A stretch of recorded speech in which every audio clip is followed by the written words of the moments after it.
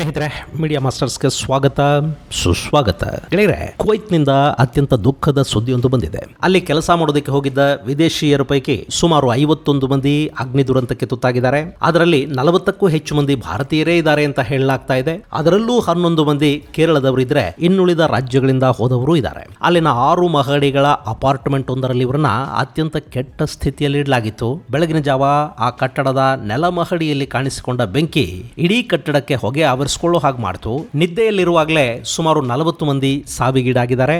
ಇನ್ನು ಕೆಲವರನ್ನ ಆಸ್ಪತ್ರೆಗೆ ದಾಖಲಿಸಲಾಗಿದೆ. ಸಾವಿನ ಸಂಖ್ಯೆ ಅಲ್ಲಿ ಮತ್ತಷ್ಟು ಹೆಚ್ಚಾಗುವ ಸೂಚನೆಗಳು ಕೂಡ ಇವೆ ಅಂತ ಹೇಳಲಾಗ್ತಾ ಇದೆ. ಈ ಇಡೀ ಘಟನೆಗೆ ಕಟ್ಟಡದ ಮಾಲೀಕ ಹಾಗೂ ಕಂಪನಿಯ ಮಾಲೀಕನ ದುರಾಸೆ ಕಾರಣ ಅಂತ ಕುವೈತ್ ಹೇಳ್ತಾ ಇದೆ. ಹಾಗೆ ಭಾರತದ ಪ್ರಧಾನಿ ನರೇಂದ್ರ ಮೋದಿ ಈ ಘಟನೆಯ ಬಗ್ಗೆ ತೀವ್ರ ಆಘಾತವನ್ನು ವ್ಯಕ್ತಪಡಿಸಿದ್ದಾರೆ. ವಿದೇಶಾಂಗ ಸಚಿವ ಎಸ್ ಜಯಶಂಕರ್ ಅಲ್ಲಿನ ಗಾಯಾಳುಗಳ ರಕ್ಷಣೆಗೆ ಹಾಗೂ ಮೃತರ ಕುಟುಂಬಗಳಿಗೆ ಸಹಾಯ ಮಾಡುವ ನಿಟ್ಟಲ್ಲಿ ಅಗತ್ಯ ಕ್ರಮಗಳಿಗೆ ಮುಂದಾಗಿದ್ದಾರೆ. ವಿದೇಶಾಂಗ ಇಲಾಖೆಯ ರಾಜ್ಯ ಸಚಿವರೊಬ್ಬರನ್ನ ಕುವೈತ್ಗೆ ಕಳುಹಿಸಿಕೊಡಲಾಗಿದೆ. ಹಾಗಾದರೆ ಈ ಅಗ್ನಿ ದುರಂತಕ್ಕೆ ಕಾರಣ ಏನು? ಅಲ್ಲಿ ಸಾವಿಗೀಡಾದ ಆ ನತದೃಷ್ಟರು ಯಾರು? ಬನ್ನಿ ನೋಡೋಣ.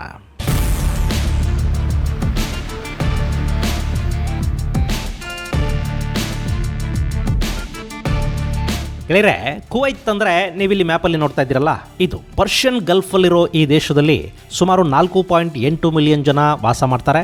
ಅದರಲ್ಲಿ ಕುವೈತ್ನವರೇ ಇರೋದು ಸುಮಾರು 1.5 ಮಿಲಿಯನ್. ಆದರೆ ಇನ್ನು 3.3 ಮಿಲಿಯನ್ನಷ್ಟು ಹೊರ ದೇಶಗಳಿಂದ ಅಲ್ಲಿಗೆ ಹೋಗಿ ನೆಲೆ ನಿಂತವರು ಇದ್ದಾರೆ. ಅಲ್ಲಿ 57.8% ಅರಬರಿದ್ದಾರೆ, 40.3% ಏಷ್ಯಾದ ಜನ ಇದ್ದಾರೆ. ಹಾಗೆ ಕುವೈತ್ನ ಒಟ್ಟು ಜನಸಂಖ್ಯೆಯ ಪೈಕಿ 20% ಅಂದರೆ ಸರಿಸುಮಾರು 1 ಮಿಲಿಯನ್ ಜನ ಭಾರತೀಯ ಮೂಲದವರಿದ್ದಾರೆ. ಇನ್ನು ಅಲ್ಲಿನ ವರ್ಕ್ ಫೋರ್ಸ್ ಏನಿದೆ ಅದರ ಪೈಕಿ 30% ಅಂದರೆ 9 ಲಕ್ಷ ಭಾರತೀಯರೇ ಇದ್ದಾರೆ. ಅಲ್ಲಿನ ಬ್ಲೂ ಕಾಲರ್ ಕೆಲಸಗಳು ಅಂದರೆ ಪ್ಲಂಬಿಂಗು, ಕಟ್ಟಡ ಕಾರ್ಮಿಕರು, ಕಾರ್ಪೆಂಟರ್ಗಳು, AC ಮೆಕ್ಯಾನಿಕ್ಗಳು, ಹೀಗೆ ತಾಂತ್ರಿಕ ನೈಪುಣ್ಯ ಪಡೆದ ಕೆಲಸಗಳನ್ನು ಭಾರತೀಯರು ಮಾಡ್ತಾ ಇದ್ದಾರೆ. ಅದರಲ್ಲೂ ಅಲ್ಲಿನ ರಿಯಲ್ ಎಸ್ಟೇಟ್ ಉದ್ಯಮದಲ್ಲಿ ಸಾಕಷ್ಟು ಭಾರತೀಯ ಕಂಪನಿಗಳು ಹೂಡಿಕೆ ಮಾಡಿವೆ ಮತ್ತು ಅವರು ಭಾರತದಿಂದ ಅಲ್ಲಿಗೆ ಕಾರ್ಮಿಕರನ್ನು ಕರ್ಕೊಂಡು ಹೋಗ್ತಾರೆ. ಸರಿ, ಅಲ್ಲಿಗೆ ಕರ್ಕೊಂಡು ಹೋದ ಮೇಲೆ ಅವರಿಗೊಂದಷ್ಟು ಸರಿಯಾದ ವ್ಯವಸ್ಥೆಗಳನ್ನು ಮಾಡಬೇಕಲ್ಲ. ಗೆಳೆಯರೆ, ಕಾರ್ಮಿಕರ ವಿಷಯಕ್ಕೆ, ಅದರಲ್ಲೂ ಭಾರತ ಮತ್ತು ಏಷ್ಯಾದ ಕಾರ್ಮಿಕರ ವಿಷಯದಲ್ಲಿ ಜಗತ್ತಿನ ಯಾವ ದೇಶ ಕೂಡ ಅಗತ್ಯ ರಕ್ಷಣಾ ಕ್ರಮಗಳನ್ನ ಕೈಗೊಂಡಿಲ್ಲ. ಅಲ್ಲಿ ಕಾರ್ಮಿಕರನ್ನ ದುಡಿಸಿಕೊಳ್ಳೋ ಕಂಪನಿಗಳು ಮಾಡುವುದು ಶೋಷಣೆನೇ. ಕೆಲಸಕ್ಕಾಗಿ ಬಂದಿರ್ತಾರೆ, ಒಮ್ಮೆ ದೇಶ ಬಿಟ್ಟು ದೇಶಕ್ಕೆ ಬಂದ ಅಂದ್ರೆ ಅವನು ಅಷ್ಟು ಸುಲಭವಾಗಿ ಅಲ್ಲಿಂದ ವಾಪಸ್ ಹೋಗೋದಕ್ಕೆ ಸಾಧ್ಯವಾಗೋದಿಲ್ಲ. ಇನ್ನು ಕೆಲಸಕ್ಕಲ್ಲಿಗೆ ಬರೋದಕ್ಕೆ ಸಾಕಷ್ಟು ಹಣ ಕೂಡ ಖರ್ಚು ಮಾಡಿರ್ತಾರೆ. ಒಂದಷ್ಟು ದುಡಿಬೇಕು, ಅದರಲ್ಲಿ ಒಂದಷ್ಟು ಉಳಿಸಬೇಕು, ಅದನ್ನು ಊರಿಗೆ ಕಳುಹಿಸಬೇಕು, ಹೀಗೆ ನಾನಾ ಕನಸುಗಳನ್ನು ಕಟ್ಟಿಕೊಂಡು ಬಂದ ಕಾರ್ಮಿಕರು ಅಲ್ಲಿ ಅತ್ಯಂತ ಕಷ್ಟದ ವಾತಾವರಣದಲ್ಲಿ ಬದುಕೋದಕ್ಕೆ ಶುರು ಮಾಡ್ತಾರೆ. ಅಲ್ಲಿ ಎಲ್ಲದರಲ್ಲೂ ಹೊಂದಾಣಿಕೆ ಮಾಡ್ಕೋತಾ ಹೋಗ್ತಾರೆ. ಇನ್ನು ಕಂಪನಿಗಳು ಕೂಡ ಕಾರ್ಮಿಕರ ರಕ್ಷಣೆಗಿಂತ ಹೆಚ್ಚಾಗಿ ಹಣ ಉಳಿಸೋ ಕಡೆಗೆ ಹೆಚ್ಚು ಗಮನವನ್ನು ಕೊಡ್ತಾ ಹೋಗುತ್ತವೆ. ಅದರಲ್ಲೂ ಈ ಕುವೈತ್ ಇದೆಯಲ್ಲ, ಇಲ್ಲಿ ಭಾರತೀಯ ಕಾರ್ಮಿಕರಿಗೆ ಯಾವ ರಕ್ಷಣೆನೂ ಸಿಗ್ತಾ ಇಲ್ಲ. ಕಳೆದ 2 ವರ್ಷಗಳಲ್ಲಿ ಅಂದರೆ 2021 ಮಾರ್ಚ್ನಿಂದ 2023 ಡಿಸೆಂಬರ್ವರೆಗೆ ಕುವೈತಲ್ಲಿ ಸುಮಾರು 1400ಕ್ಕೂ ಹೆಚ್ಚು ಕಾರ್ಮಿಕರು ಮೃತಪಟ್ಟಿದ್ದಾರೆ. 2022-23ರಲ್ಲಿ ಕುವೈತಲ್ಲಿ ಮೃತಪಟ್ಟ ವಲಸೆ ಕಾರ್ಮಿಕರ ಪೈಕಿ ಸುಮಾರು 700ಕ್ಕೂ ಹೆಚ್ಚು ಮಂದಿ ಭಾರತೀಯರೇ ಇದ್ರು ಅನ್ನೋ ವಿಷಯವನ್ನು ಕೂಡ ವಿದೇಶಾಂಗ ಇಲಾಖೆ ಅಧಿಕೃತವಾಗಿ ಸಂಸತ್ತಲ್ಲಿ ತಿಳಿಸಿದೆ. ಇನ್ನು ಬುಧವಾರ ಸಂಭವಿಸಿದ ಅಗ್ನಿ ದುರಂತ ಇದೆಯಲ್ಲ, ಅದರಲ್ಲಿ ಸಾವಿಗೀಡಾದವರ ಪೈಕಿ ಸುಮಾರು 40ಕ್ಕೂ ಹೆಚ್ಚು ಮಂದಿ ಭಾರತೀಯರು, ಹಾಗೆ ಸುಮಾರು 50ಕ್ಕೂ ಹೆಚ್ಚು ಮಂದಿ ಭಾರತೀಯರು ಗಾಯಗೊಂಡು ಆಸ್ಪತ್ರೆಗಳಲ್ಲಿ ಚಿಕಿತ್ಸೆಯನ್ನು ಪಡ್ಕೋತಾ ಇದ್ದಾರೆ.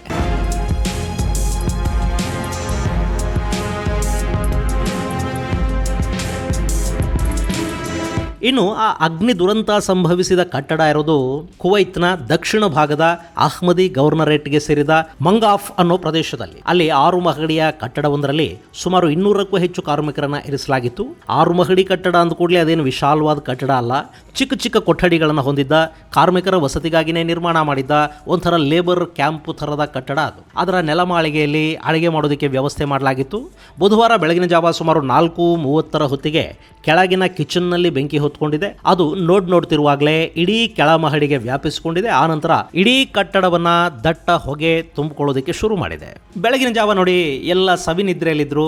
ಯಾರಿಗೆಲ್ಲ ಎಚ್ಚರ ಆಯ್ತೋ ಅವರು ತಕ್ಷಣ ಕಟ್ಟಡದಿಂದ ಹೊರಬಂದಿದ್ದಾರೆ ಮತ್ತು ಒಂದಷ್ಟು ಜನರನ್ನ ಅಲ್ಲಿಂದ ಕಾಪಾಡೋ ಕೆಲಸ ಕೂಡ ಆಗಿದೆ. ಆದರೆ ಸುಮಾರು 100 ಮಂದಿ ಆ ಕಟ್ಟಡದಲ್ಲಿ ಉಳ್ಕೊಂಡು ಬಿಟ್ಟಿದ್ರು.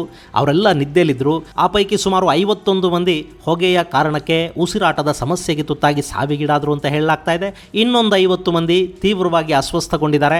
ಅವರನ್ನ ಆಸ್ಪತ್ರೆಗಳಿಗೆ ಸೇರಿಸಿ ಚಿಕಿತ್ಸೆ ಕೊಡಿಸಲಾಗ್ತಾ ಇದೆ. ಅದರಲ್ಲೂ ಸಾಕಷ್ಟು ಮಂದಿಯ ಪರಿಸ್ಥಿತಿ ಚಿಂತಾಜನಕವಾಗಿದೆ ಅಂತ ಹೇಳಲಾಗ್ತಾ ಇದೆ. ಗೆಳೆಯರೆ, ಘಟನೆಯ ಬಗ್ಗೆ ಗೊತ್ತಾದ ಕೂಡಲೇ ಕುವೈತ್ನ ದೊರೆ ಶೇಖ್ ಮೆಶಾಲ್ ಅಲ್ ಅಹ್ಮದ್ ಅಲ್ ಜಬರ್ ಅಲ್ ಸಭಾ ಈ ದುರ್ಘಟನೆಯ ಬಗ್ಗೆ ಸಮಗ್ರ ತನಿಖೆ ನಡೆಸೋದಕ್ಕೆ ಆದೇಶವನ್ನು ಕೊಟ್ಟಿದ್ದಾರೆ. ಅಲ್ಲಿನ ಉಪ ಪ್ರಧಾನಿ ಹಾಗೂ ರಕ್ಷಣಾ ಸಚಿವ ಶೇಖ್ ಫಹಾದ್ ಅಲ್ ಯೂಸುಫ್ ಅಲ್ ಸಭಾ ದುರಂತ ನಡೆದ ಸ್ಥಳಕ್ಕೆ ಭೇಟಿ ಕೊಟ್ಟು ಪರಿಶೀಲನೆಯನ್ನ ನಡೆಸಿದ್ದಾರೆ ಮತ್ತು ಈ ದುರಂತಕ್ಕೆ ಕಾರಣವಾದವರನ್ನ ಕೂಡಲೇ ಬಂಧಿಸೋದಕ್ಕೆ ಆದೇಶವನ್ನು ಕೂಡ ಕೊಟ್ಟಿದ್ದಾರೆ. ಇಡೀ ಅಗ್ನಿ ದುರಂತಕ್ಕೆ ಕಟ್ಟಡದ ಮಾಲೀಕ ಹಾಗೂ ಈ ಕಾರ್ಮಿಕರನ್ನ ಅಲ್ಲಿ ತಂದಿರಿಸಿದ ಕಂಪನಿಯನ್ನ ಹೊಣೆಗಾರರನ್ನಾಗಿ ಮಾಡಿ ಸಂಬಂಧಪಟ್ಟವರನ್ನ ಬಂಧಿಸಿ ಪ್ರಕರಣವನ್ನು ದಾಖಲಿಸಿ ಅಂತ ಶೇಖ್ ಫಹಾದ್ ಆದೇಶವನ್ನು ಕೊಟ್ಟಿದ್ದಾರೆ.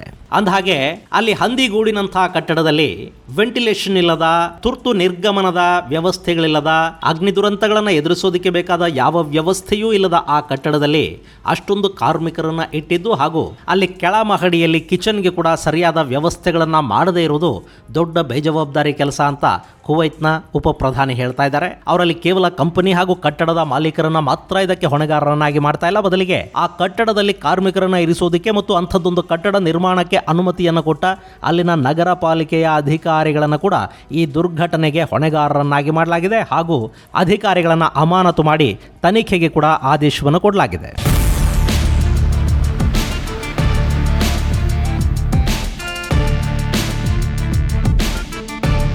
ಅಂದಹಾಗೆ ಅಲ್ಲಿ ಸಾವಿಗೀಡಾದ ಕಾರ್ಮಿಕರಿದ್ದಾರಲ್ಲ, ಅವರಲ್ಲಿ 11 ಮಂದಿ ಕೇರಳದವರಿದ್ದಾರೆ. ಉಳಿದಂತೆ ತಮಿಳುನಾಡಿನ ಕಾರ್ಮಿಕರು, ಉತ್ತರ ಭಾರತದ ನಾನಾ ರಾಜ್ಯಗಳಿಂದ ಅಲ್ಲಿಗೆ ದುಡಿಯೋದಕ್ಕೆ ಹೋದ ಕಾರ್ಮಿಕರು ಕೂಡ ಇದ್ದಾರೆ. ಎಲ್ಲ ಕೂಡ 25ರಿಂದ 50 ವರ್ಷದ ಒಳಗಿನವರು. ಕೆಲವರಿಗೆ ಮನೆಗಳನ್ನು ಪೋಷಿಸಬೇಕಾದ ಜವಾಬ್ದಾರಿ ಇತ್ತು, ಮತ್ತೆ ಕೆಲವರಿಗೆ ಮಕ್ಕಳ ವಿದ್ಯಾಭ್ಯಾಸ, ಮದುವೆ ಮುಂತಾದ ಹೊಣೆಗಾರಿಕೆಗಳಿದ್ವು.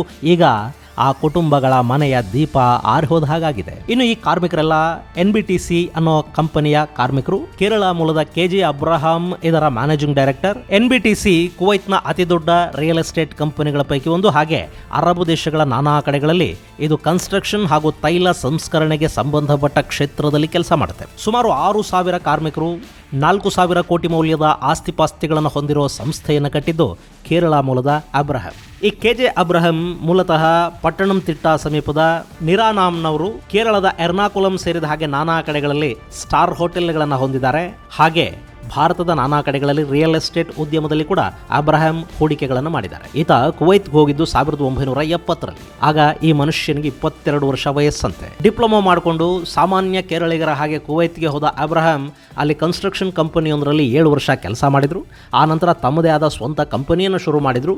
ಸಣ್ಣ ಪುಟ್ಟ ಕಾಂಟ್ರಾಕ್ಟ್ಗಳನ್ನು ಮಾಡ್ತಾ ಇದ್ದ ಅಬ್ರಹಾಂ ಕುವೈತ್ ಮೇಲೆ ಸದಾಮ್ ಹುಸೇನ್ ದಾಳಿ ಮಾಡಿದ ಘಟನೆಯ ನಂತರ ಅಲ್ಲಿ ಹೈವೇ ಸೆಂಟರ್ ಹೆಸರಿನ ಸೂಪರ್ ಮಾರ್ಕೆಟ್ ಚೈನ್ ಅನ್ನು ಮಾಡಿದರು. ಆ ನಂತರ ಅವರ ವ್ಯಾಪಾರ ಅಲ್ಲಿ ಬೆಳೀತಾ ಹೋಯಿತು.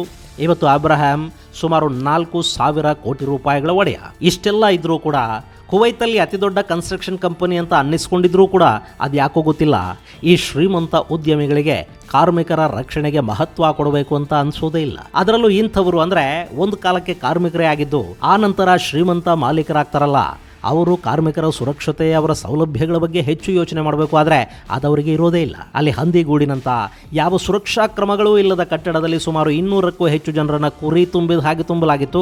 ಆ ಕಟ್ಟಡಕ್ಕೆ ಈಗ ಬೆಂಕಿ ಬಿದ್ದಿದೆ. ಅಲ್ಲಿ ಸುಮಾರು 50ಕ್ಕೂ ಹೆಚ್ಚು ಜನರ ಬದುಕುಗಳನ್ನು ಅದು ತಿಂದುಕೊಂಡು ಬಿಟ್ಟಿದೆ. ಗೆಳೆಯರೆ, ಈ ದುರ್ಘಟನೆಯ ಬಗ್ಗೆ ಭಾರತದ ಪ್ರಧಾನಿ ನರೇಂದ್ರ ಮೋದಿ ಆಘಾತ ಮತ್ತು ಸಂತಾಪವನ್ನು ವ್ಯಕ್ತಪಡಿಸಿದ್ದಾರೆ. ಅಷ್ಟೇ ಅಲ್ಲ, ಸಾವಿಗೀಡಾದವರ ಕುಟುಂಬಗಳ ಸದಸ್ಯರಿಗೆ 2 ಲಕ್ಷ ರೂಪಾಯಿ ತಕ್ಷಣದ ಪರಿಹಾರವನ್ನು ಘೋಷಣೆ ಮಾಡಲಾಗಿದೆ. ಹಾಗೆ ಅಲ್ಲಿನ ಗಾಯಾಳುಗಳಿಗೆ ಬೇಕಾದ ಎಲ್ಲ ವ್ಯವಸ್ಥೆಗಳನ್ನು ಮಾಡಿ ಅಂತ ಅಲ್ಲಿನ ಸರ್ಕಾರಕ್ಕೂ ತಿಳಿಸಿದ್ದಾರೆ. ಜೊತೆಗೆ ಭಾರತದ ವಿದೇಶಾಂಗ ಇಲಾಖೆಯ ರಾಜ್ಯ ಸಚಿವ ವರ್ಧನ್ ಸಿಂಗ್ ಕುವೈತ್ಗೆ ಹೋಗಿದ್ದಾರೆ. ಅಲ್ಲಿನ ರಾಯಭಾರ ಕಚೇರಿ ಭಾರತೀಯ ಕಾರ್ಮಿಕರ ಅಗತ್ಯಗಳನ್ನು ನೋಡ್ತಾ ಇದೆ. ಹಾಗೆ ಒಂದು ತುರ್ತು ಸಂಪರ್ಕ ಸಂಖ್ಯೆಯನ್ನು ಕೂಡ ಕೊಡಲಾಗಿದೆ. ಗೆಳೆಯರೆ, ಇದು ನಿಜಕ್ಕೂ ಹೃದಯ ವಿದ್ರಾವಕ ಘಟನೆ. ಈ ದುರಂತದಲ್ಲಿ ಪ್ರಾಣ ಕಳ್ಕೊಂಡವರ ಕುಟುಂಬಗಳಿಗೆ ನೋವು ಭರಿಸುವ ಶಕ್ತಿ ಸಿಗಲಿ, ಹಾಗೆ ಗಾಯಾಳುಗಳು ಬೇಗ ಚೇತರಿಸಿಕೊಳ್ಳಿ ಅಂತ ಹಾರೈಸೋಣ. ಮುಂದಿನ ಸಂಚಿಕೆಯಲ್ಲಿ ಮತ್ತಷ್ಟು ವಿಶೇಷಗಳ ಜೊತೆ ಮತ್ತೆ ಭೇಟಿಯಾಗೋಣ. ಅಲ್ಲಿವರೆಗೆ ಜೈ ಹಿಂದ್, ಜೈ ಕರ್ನಾಟಕ.